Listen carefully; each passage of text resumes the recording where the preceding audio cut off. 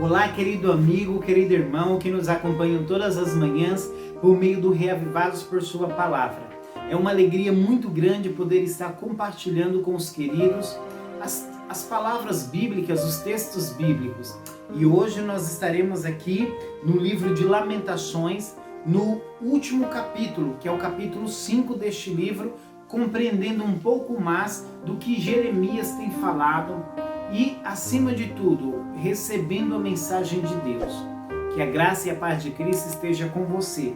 Eu quero convidar você no capítulo 5 do livro de Lamentações para que você possa acompanhar junto comigo por meio da sua Bíblia, do seu iPad, do seu smartphone, do seu iPhone ou por meio da sua Bíblia física mesmo. Eu quero neste momento dizer para você que as promessas de Deus são grandiosas para aqueles que ouvem e praticam esta palavra. Olha só o interessante. Ali começa dizendo o seguinte: lembra-te, Senhor, do que nos tem sucedido. Considere e olha para o nosso opróbrio. A nossa herança passou a estranhos e as nossas casas a estrangeiros. Somos órfãos, já não temos pais. Nossas mães são como viúvas. A nossa água, por dinheiro a bebemos, por preço vem a nossa lenha. Os nossos perseguidores estão sobre o nosso pescoço. É interessante que o resultado de tudo isso, e neste poema, nesta oração de Jeremias, ele apresenta a Deus a situação do que o povo estava vivendo, do que aquele povo estava passando. O pecado, ele traz consequências, tragédias e desgraças para a nossa vida. É por isso que Jesus tanto nos alerta sobre decidirmos hoje não vivermos uma vida de pecado, mas uma vida de santidade e de comunhão com o Senhor. O versículo 15 nos diz o seguinte: cessou o júbilo de nosso coração, converteu-se em lamentações a nossa dança. Aquele povo era um povo alegre, um povo que cantava, que exortava, que festejava, um povo de festas, mas agora não viviam mais isso. Viviam pranto, dor. Por que isso? Pelas decisões que fizeram, pelas escolhas que fizeram. E é interessante que no versículo 16 diz o seguinte: caiu a coroa da nossa cabeça, ai de nós, porque pecamos. E no versículo 18 diz: pelo monte Sião que está assolado, andam as raposas.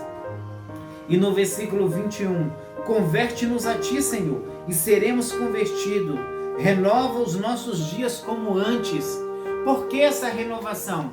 Porque eles sabiam que antes, quando eles estavam caminhando com o Senhor, eles viviam na proteção do Senhor, na direção do Senhor, na conduta do Senhor. A partir do momento que escolheram não mais os caminhos do Senhor, este povo passou a sofrer, a ser humilhado, a ser perseguido pelos próprios inimigos, e agora não tinham mais dignidade.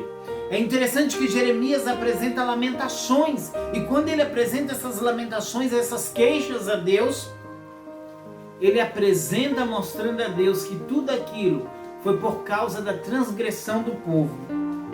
E é interessante que este capítulo, ele é uma oração pela restauração, porque logo após a queda de Jerusalém, eles estavam completamente arruinados e precisavam ser levantados de novo. E quem poderia levantar?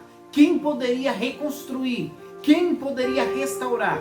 O próprio Deus. Mas antes de tudo, eles precisavam converter-se ao Senhor, ser transformado pelo Senhor. Eles precisavam se colocar na mão do Senhor e nessa decisão aceitar a vontade do Senhor para a sua vida.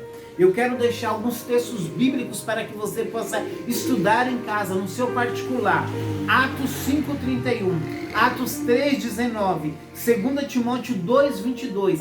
São orientações para que eu e você possamos escolher o correto, escolher a vontade de Deus, para que não venhamos a sofrer, para que não venhamos a perecer. Eu quero orar por você, quero orar pela minha família também, pela sua família.